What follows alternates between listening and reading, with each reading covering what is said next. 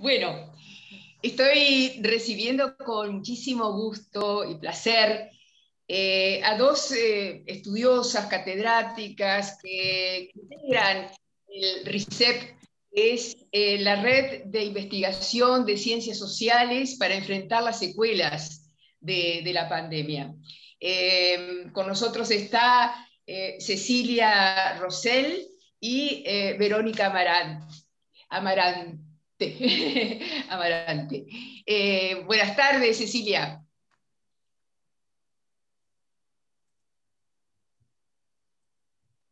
¿Me escuchás, Cecilia? Parece que no. No. Entonces, empiezo contigo, Verónica. Bueno, perfecto. Bueno, Verónica, yo decía recién que el RICEP es la red de investigación en ciencias sociales para enfrentar las secuelas de la pandemia. Y está lanzando, mostrando, presentando en estos días justamente algunos documentos que han elaborado distintos técnicos para esta red.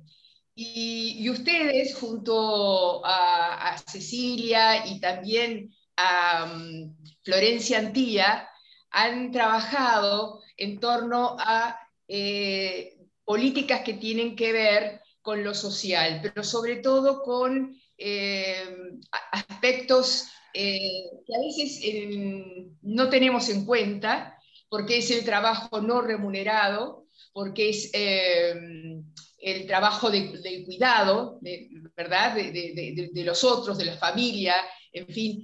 Y esos son como temas que han quedado de lado. Esta semana, ayer nomás, el Consejo, digamos, no sé cómo decirlo, de ministros, unos cuantos ministros, dieron a conocer medidas económicas para ayudar en pandemia. Yo no escuché nada que tuviera que ver con los trabajos no remunerados ni con los cuidados.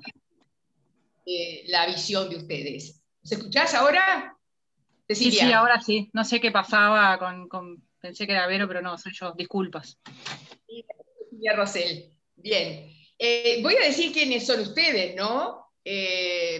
Cecilia es tú sos investigadora, ¿verdad? También, pero sos socióloga, doctora en Gobierno y Administración Pública del Instituto Universitario Ortega y Gasset de Madrid, trabajas en la Facultad de Católica, en fin, se mueve mucho tu camarita. Sí, estoy tratando de arreglarla, perdón. Y me voy con Verónica Amarante. Ella es investigadora, docente del Instituto de Economía de la Facultad de Ciencias Económicas de la UDELAR. Es profesora grado 5, ha trabajado en temas como la pobreza, la desigualdad, género, mercados laborales, etc. Y yo le decía a Verónica recién, Cecilia, como una introducción, el trabajo que están haciendo todos ustedes en el RICEP. El RICEP, que es esta red que no solamente tiene al ANSIU, que es la Academia Nacional de Ciencias Sociales del Uruguay, sino que también está integrado el CONICET, que es el Consejo Nacional de Innovación y Tecnología del Uruguay, y Naciones Unidas de Uruguay. Lo que tienen el respaldo de estos trabajos, me parece que bien vale la pena que tengan, y van a tener seguramente muchas consultas de parte del periodismo, de la sociedad, y espero también que del sistema político. Entonces, lo que le iba a preguntar a Verónica era, en los temas del trabajo no remunerado y el trabajo de cuidados, muy pocas veces se tiene en cuenta. Nomás ayer se hicieron una cantidad de anuncios, se hicieron anuncios sobre las canastas, se hicieron anuncios sobre préstamos de 25.000 pesos para algunas microempresas, se hizo también un anuncio de un subsidio de 7.300 pesos para los tributistas por 3 meses, y también las canastas para abril, mayo y junio recibirán 2.400 pesos por mes, que yo me saqué la cuenta que es aproximadamente 80 pesos por día. Bueno, ¿empiezo con Verónica? Sí, bueno, sí, efectivamente, todos los temas vinculados con el trabajo no remunerado han quedado un poco perdidos en la discusión sobre la pandemia y bueno, y también en la discusión esta que estabas mencionando sobre las políticas. Y eso es algo que en realidad suele suceder porque uno de los temas es que el trabajo no remunerado en general está invisibilizado y hay muchas razones para eso. O sea, por ejemplo, no era un tema de investigación en las ciencias sociales hasta no hace tantas décadas atrás, o sea, no había tantos trabajos intentando analizarlo. Lo primero es definir qué es el trabajo no remunerado, ¿no? Que es un conjunto de actividades que llevamos a cabo sin recibir ningún ingreso a cambio de eso, y entonces engloba las que tienen que ver como la autoproducción, por ejemplo, si uno se hace una casa o cultiva su propio huerta, etcétera, a lo que entendemos más tradicionalmente y que además es lo que está más generalizado en la vida de todas las personas, que es el cuidado, como tú mencionabas, el cuidado de los dependientes, niños o adultos mayores, y todas las tareas propias de las actividades domésticas, planchar, cocinar, mantener una casa funcionando. Todas esas actividades que son trabajo no son actividades económicas. Entonces, por ejemplo, cuando los economistas miran las cuentas nacionales, miden la producción del país, todo eso no entra, ¿no? Entonces, eso ya es un primer paso a esta invisibilización. Cuando se ha intentado, cuando se han hecho lo que se llaman las cuentas satélites del sistema de cuentas nacionales, tratando de reflejar ese trabajo no remunerado, se encuentran que si lo valorizáramos, si le pusiéramos un valor a todas esas actividades que desarrollamos día a día, es un 23%, alrededor de un 23% del PIB, o sea, del Producto Bruto Interno, de acuerdo con las últimas estimaciones que hizo la economista Soledad Salvador. O sea que es mucha actividad que está invisibilizada. Recién podemos empezar a medirlo a través de las encuestas de uso del tiempo, que son encuestas en donde a los hogares se les pregunta cuánto tiempo destinan las distintas personas que componen el hogar a estas actividades, ¿tá?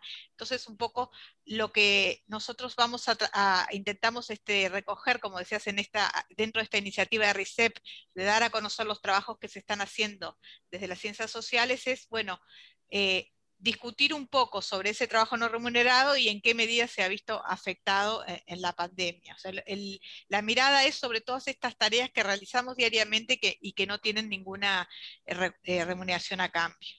¿Cuántas personas aproximadamente se ocupan de trabajos no remunerados y cuidados? Bueno, en realidad, globalmente en todos los hogares hay trabajo no remunerado, o sea que todos nosotros podemos destinar mayor o menor parte de nuestro tiempo a eso, y ahí hay muchas diferencias entre los hogares. Capaz que Cecilia quiere hablar un poco más de eso, pero el grueso de la población tiene que realizar algún tipo de actividad de este tipo, ¿no? Claro. Sí. Cecilia, entonces, ¿es lo mismo el trabajo no remunerado para hombres y mujeres? ¿Se distribuye igual en la sociedad? Bueno, en realidad lo que muchos estudios muestran a nivel internacional y también en el caso de Uruguay es que hay una diferencia muy importante en cómo se distribuye el trabajo no remunerado entre hombres y mujeres. Y eso obviamente es un punto de partida estructural a la hora de mirar los efectos de la pandemia, ¿no? En realidad sabemos, por muchos estudios que se han hecho en Uruguay, que tanto en las típicas tareas del trabajo doméstico no remunerado, ¿no? Limpiar, cocinar, en fin, hacer las compras, ¿no? Todas las tareas que hacen al mantenimiento de los hogares, como las tareas típicamente de cuidado, ¿sí? Destinadas al cuidado de personas dependientes, niños pequeños, adultos mayores dependientes y demás, las mujeres están por mucho sobre representadas en este trabajo, ¿sí?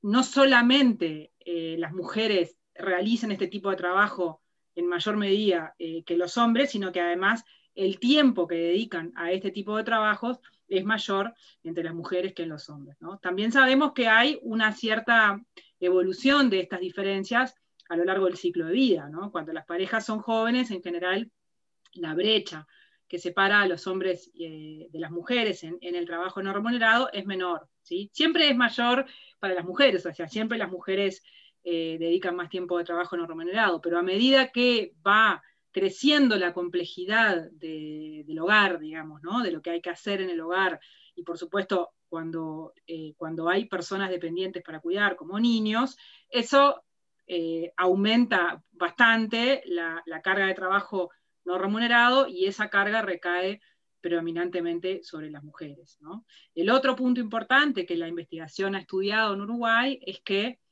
en esta diferencia que existe en la distribución del trabajo no remunerado entre hombres y mujeres, hay patrones diferenciales dependiendo de sectores sociales. Sabemos ya por muchos estudios que existen, que se han hecho en Uruguay, que en realidad no es lo mismo, no ocurre de la misma manera la brecha en el trabajo no remunerado en los hogares más educados o con más ingresos que en los hogares con menor nivel educativo, con menor nivel de ingreso. Obviamente hay una parte de esto que está, digamos, correlacionado, que puede ser endógeno, como decimos en general, porque bueno, en la medida en que el trabajo remunerado genera ingresos, ¿sí? Ese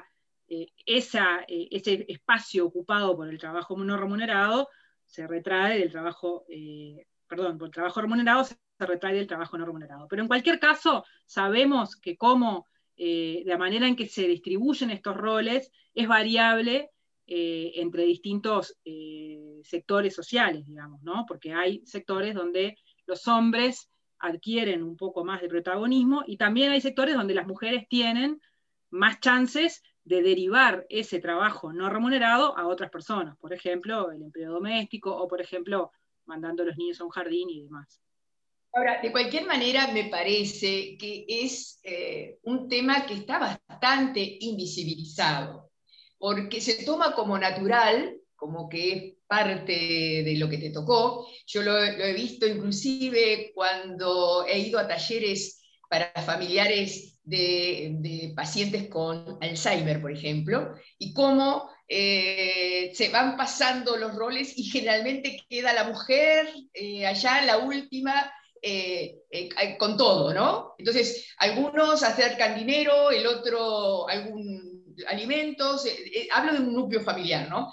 Y eso se da en todo, se da en todo. Se ha invisibilizado mucho esto. Y yo creo que como las políticas anteriores del sistema de cuidados, recién se estaba como empoderando la sociedad, inclusive médicos, amigos me decían, tú no sabes lo que es un paciente acompañado, un paciente solo, porque se le asigna una persona que lo cuide, no hay familiar, y hay una persona que lo cuide. Entonces, tiene que ver con la calidad de vida, con la cantidad de años que se puedan vivir y junto con la calidad de vida, en fin, todo eso me parece que hace que el trabajo no remunerado es como de segunda importancia, tercera, quinta, no sé cuál decirte. Verónica, no sé si compartís eso. Sí, efectivamente, y lo que vos dijiste, más allá de lo que estamos hablando antes del cuidado de los niños, pero el cuidado de los adultos mayores en una sociedad como Uruguay, que es una sociedad envejecida y que eso va a seguir aumentando, es clarísimo que hay que empezar a pensar cómo se va a resolver ese problema. Empezar a pensar cómo se va a resolver ese problema es intentar pensar en soluciones que no solamente recaigan o que no recaigan fundamentalmente, como sucede ahora, en acuerdos al interior de las familias, ¿no? Esto no quiere decir que, o sea, el diseño de un sistema de cuidados que contemple esas proyecciones de aumento de la población en edad adulta y adulta mayor que necesariamente en algún momento de su vida vamos a precisar todos ese cuidado, es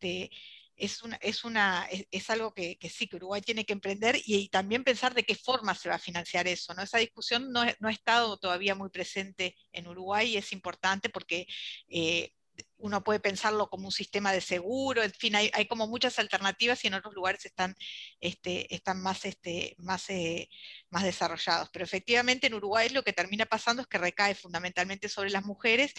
Eso no es digamos, algo en lo que Uruguay se distinga, o sea, eso es una realidad en el mundo. Si nosotros miramos América Latina, en realidad la relación que hay entre las horas que dedican las mujeres y que dedican los hombres al trabajo no remunerado en Uruguay, en la última encuesta de uso del tiempo, sería 3 veces más las mujeres en promedio, ¿no? Con estas diferencias que mencionó Cecilia según el estrato socioeconómico. Eso es más o menos el promedio también de América Latina, con diferencias, o sea, hay diferencias más grandes en México, en Colombia, pero si miramos los países de Europa, esa relación que en Uruguay decimos que es 3 veces más, en Europa es 2 veces más, y en los países nórdicos esa división no llega a 1,3, o sea, en otras sociedades, de alguna manera, a través de las políticas públicas y también de los cambios en las normas sociales y en distintos factores culturales, se ha logrado de alguna manera que esa brecha sea menor que lo que es en Uruguay. En Uruguay todavía estamos en esos niveles, recién, digamos, como decíamos al principio, no hace tanto que es un tema que esté verdaderamente en discusión, en la discusión pública y que se esté aportando, ¿no?, evidencia. Ahora hay un conjunto de trabajos, muchos de ellos, como decíamos, recogidos en esta iniciativa de RICEP, pero hace tiempo que hay investigación en ciencias sociales en Uruguay sobre esto. Hay un grupo muy fuerte en la Facultad de Ciencias Sociales en la UDELAR, y bueno, hay mucho trabajo acumulado que ha permitido también construir estas herramientas, estas encuestas para poder medir el uso del tiempo, y también es como el momento para empezar a pensar un poco más en las políticas, y ahora también pensarlo con esta novedad de cómo se afecta todo eso por la situación de la pandemia, ¿no? O sea, en qué medida en realidad se agudizan esas tendencias por la situación de la pandemia. La pandemia, de alguna manera, ha afectado toda la sociedad, ¿no? Los trabajos formales, los informales. Ahora, estos que no estaban ni siquiera en la etapa de buscar soluciones, o sea, que había como atisbos, se habían empezado algunas políticas, creo que se han desarmado esas políticas de cuidados desde el MIDES, no lo tengo claro, ustedes lo tendrán mejor que yo.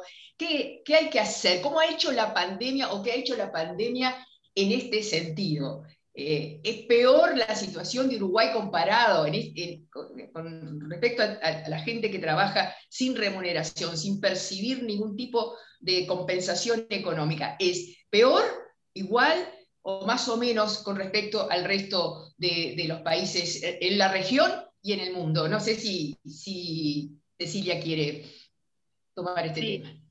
A ver, una nota previa sobre una cosa que mencionabas antes, vinculado con el grado de invisibilización, digamos, de estos temas, que tiene que ver con que en realidad son invisibles porque están naturalizados, digamos, ¿no? Es algo que asumimos que es parte de nuestra vida, ¿no? Hay datos de la encuesta de representaciones de cuidado hecha por Facultad de Ciencias Sociales de UDELAR, que muestra que una proporción muy importante de la población en Uruguay cree, por ejemplo, que los niños pequeños tienen que ser cuidados por sus madres y en su domicilio, ¿no? Y eso, digamos, no es que esté ni bien ni mal, es simplemente el estadio en el que estamos como sociedad respecto a algunas cosas que estamos dispuestos a procesar como cambios, ¿no?, en esta dimensión, y otras cosas que todavía siguen estando, como tú planteabas, muy arraigadas respecto a quién tiene que cuidar a las personas que son dependientes, los niños, los adultos mayores, y por dónde pasan esas responsabilidades.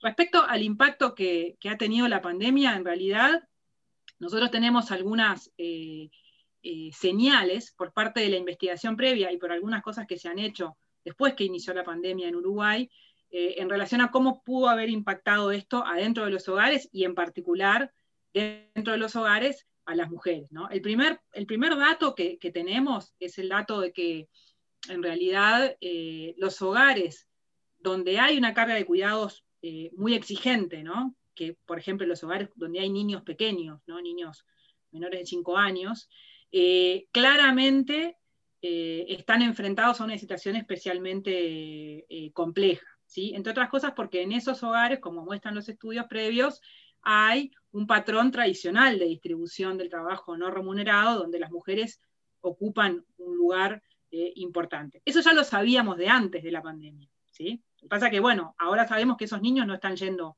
¿sí?, a los centros de cuidado, y que, bueno, alguien está cuidando a esos niños, no están solos en sus casas, ¿no? Ese es el primer punto importante. El otro es que en realidad las encuestas que se han hecho desde el inicio de la pandemia sobre la situación de las mujeres y el trabajo no remunerado muestran que en realidad las mujeres aumentaron su dedicación al trabajo no remunerado. También lo hicieron los hombres, ¿sí? No es que solamente aumentaron las mujeres, ¿sí? Pero cuando pasamos raya de esa situación, en realidad la situación de las mujeres se vulnera un poco más aún de lo que ya había, digamos, de lo que ya teníamos. Obviamente, estimar el impacto de una situación como la actual, que afecta tantas dimensiones de nuestra vida, es complejo, ¿sí? Entonces, digamos, las encuestas lo que hacen es una aproximación a eso. Lo que sí es claro es que la situación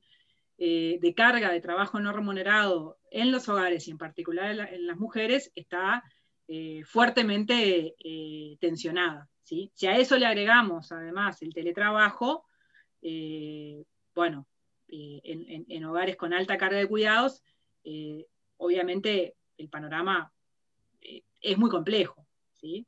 Entonces, digamos, posiblemente podamos seguir recolectando evidencia sobre esto, pero ya con los pocos señales que tenemos, ya tenemos una cantidad de elementos digamos, para tener claro de que aquí hay que actuar con cierta rapidez, digamos, para evitar que las medidas que en teoría uno puede, ¿no?, mucha gente plantea, son neutras, en realidad nosotros sabemos que después afectan de manera muy diferente a hombres y a mujeres. Yo me pregunto si ustedes ya han visto que, seguramente que sí, qué políticas o digamos, abrir un abanico de posibles políticas para impactar positivamente en esta situación. Porque vean que desde el Estado se está viendo determinadas situaciones y se queda corta la ayuda económica, aunque puedan ser 900 millones de dólares, como dice la ministra de Economía. De cualquier manera es insuficiente para el impacto económico, social, laboral y psicológico, diría yo, ambiental, que ha tenido nuestra sociedad. No sé si tú, Verónica, pensás que hay políticas que se puedan aconsejar. Sí. Bueno, en relación con el trabajo no remunerado, primero, capaz que antes de entrar a las políticas, lo que es importante tener en cuenta es por qué nos importaría que hubiera una distribución más igualitaria entre hombres y mujeres de ese trabajo no remunerado, porque la situación actual y la desigualdad que me estaba mencionando Cecilia y que todavía se han agravado, tienen implicancias muy importantes en términos de la inserción laboral de las mujeres. O sea, eso es a costa, o sea, la mayor carga de trabajo no remunerado es a costa de una doble carga de trabajo, o sea, si trabaja fuera de la casa, también trabaja dentro, es un doble, o es también a costa de aceptar condiciones de trabajo en el mercado laboral que no serían las ideales. ¿Qué quiere decir eso? Condiciones informalidad o menores salarios o interrumpir la vida laboral durante unos años cuando nacen los niños, cuando el hogar está complicado en determinadas situaciones. Entonces, todo eso, además de lo que genera en términos de la autonomía económica de las mujeres, o sea, en el presente, en las posibilidades incluso de tomar cualquier decisión en sus vidas presentes, tiene además consecuencias a futuro en las posibilidades de tener una jubilación, porque las cotizaciones, si las mujeres no logran mantener una inserción laboral ininterrumpida o con una densidad de cotizaciones suficiente, no pueden acceder después a las jubilaciones. O sea, las consecuencias son en el presente y en el futuro. Entonces, todas esas dificultades, digamos, el resultado directo de estas diferencias, de estas inequidades en la distribución del trabajo no remunerado, son grandes dificultades y barreras para insertarse en el mercado laboral en las mismas condiciones de los hombres, más allá de que luego el mercado discrimine o no, que ese sería otro tema, pero aún si no existiera ningún tipo de discriminación en el mercado de trabajo, esos obstáculos dificultan esa inserción y por lo tanto tienen todas esas consecuencias. Las políticas, en realidad el repertorio de políticas es el mismo casi en pandemia que no en pandemia, o sea, lo que hace el mundo y lo que Uruguay también en alguna medida había comenzó a hacer es, bueno, los servicios de cuidado infantil, o sea, que haya una oferta de servicios públicos disponibles para el cuidado de los niños pequeños, las licencias, no solo maternal, que Uruguay por supuesto tiene hace mucho tiempo, y paternal, sino licencias de cuidado, que también a partir del 2013 Uruguay tiene esa iniciativa de licencias, y el conjunto, digamos, de políticas que ayuden a hacer esa conciliación. No sé si Cecilia querés hablar vos un poquito de las políticas. Sí, a ver, sumando a esto que planteaba Verónica, la evidencia sobre, por ejemplo, los servicios de cuidado infantil es muy contundente a nivel internacional y en Uruguay respecto a que la posibilidad de que los niños sean cuidados en centros de cuidado libera tiempo de trabajo no remunerado para las madres, para las mujeres, y eso obviamente habilita la posibilidad de por ejemplo, acceder al trabajo remunerado, lo cual es un objetivo de política pública muy importante, no solo por una cuestión de que los hogares puedan tener una fuente de ingresos adicional, sino también porque esto hace a la autonomía económica de las mujeres, ¿no? Lo cual es un objetivo, debería ser un objetivo prioritario y es parte del bienestar al que las mujeres tienen derechos. Entonces, en ese sentido, los servicios de cuidado son fundamentales para poder derivar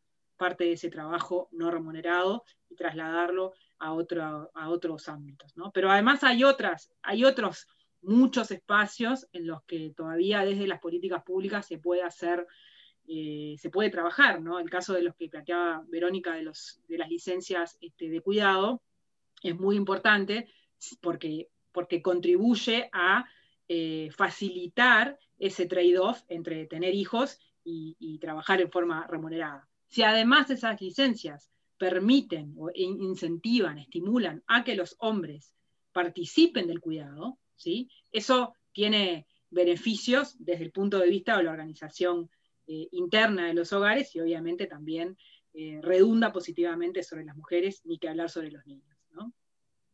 ¿Cómo ven ustedes hoy, para dar ya como un punto final, porque perdimos algunos minutos al principio, ¿cómo ven ustedes hoy la presentación de este tema ante la opinión pública, el sistema político? ¿Por dónde les parece a ustedes que va a resonar más esto? Bueno, quizás ahí, digamos, como ocurre hace mucho tiempo, el principal desafío es seguir visibilizando, ¿sí? Estos espacios, entre comillas, más sutiles de desigualdad, pero en la práctica no sutiles, que están presentes en nuestra sociedad y que se profundizan con un contexto como el actual. El desafío fundamental sigue siendo no perder de vista que esto existe y que hoy en la práctica, independientemente de que se hable de ello o no, se traslada a condiciones diferenciales de bienestar entre hombres y mujeres. Claro, y hacia la salud mental, a otros aspectos que tienen que ver, que hemos estado tratando con especialistas también, ¿no? El hecho de esos espacios que hoy la gente no está teniendo, porque está angustiada por sobrevivir, por abastecer, por cuidar, por mantener un trabajo si es que lo tienen, en fin, es mucha presión. ¿Creen que hoy, dada la pandemia, estos temas, Verónica, pueden ser escuchados? Bueno, yo creo que un poco la situación de urgencia y el tema, digamos, la situación económica en general hacen que la atención esté puesta, sobre todo cuando se discute de políticas, en las políticas más de emergencia,